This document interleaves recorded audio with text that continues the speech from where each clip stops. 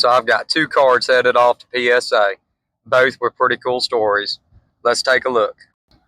The 2 cards we're talking about, the Eevee from Twilight Masquerade and the Lugia Cracked Ice from Fates Collide.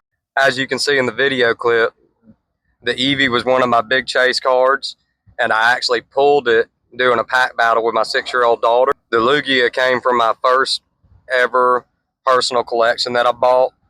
It was about 750 cards, and there was actually 2 of this specific card in here, and this is the better quality one.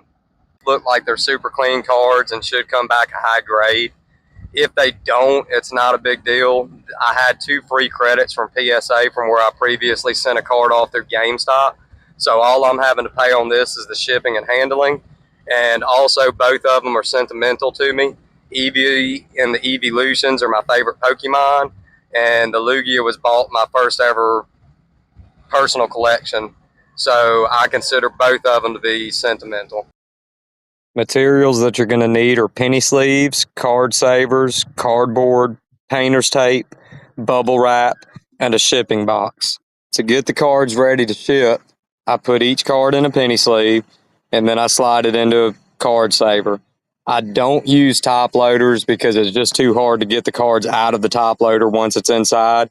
And you've got to remember that once it gets to PSA, the employees there have to unpackage everything in order to get the cards to be graded. So that means you want to try to make it as easy on them as possible to unpackage your cards. Then you're going to put the cards in order of how they appear on the PSA submission form.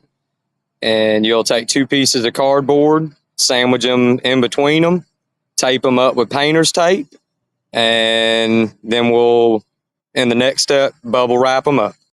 I'll be shipping these through FedEx, so I'm planning on using one of their flat rate boxes available at the FedEx store.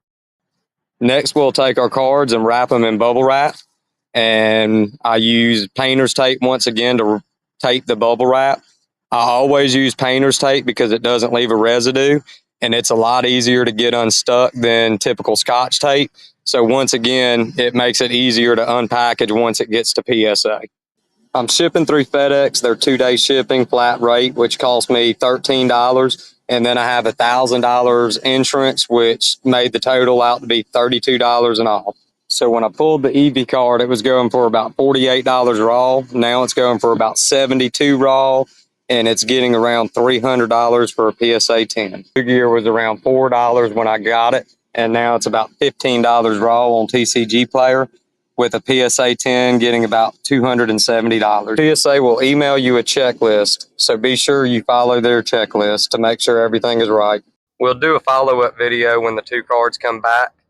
I'm really curious to see how the Eevee's going to grade because it's been one of my favorite pulls as of late. If you've ever graded cards at PSA, be sure to drop a comment down below and let us know how the grades came back. We always like to see other people's success. And if you like grading videos, pack openings, card showcases, or just Pokemon in general, don't forget to hit the subscribe button and turn the notifications on so you don't miss when these beauties come back.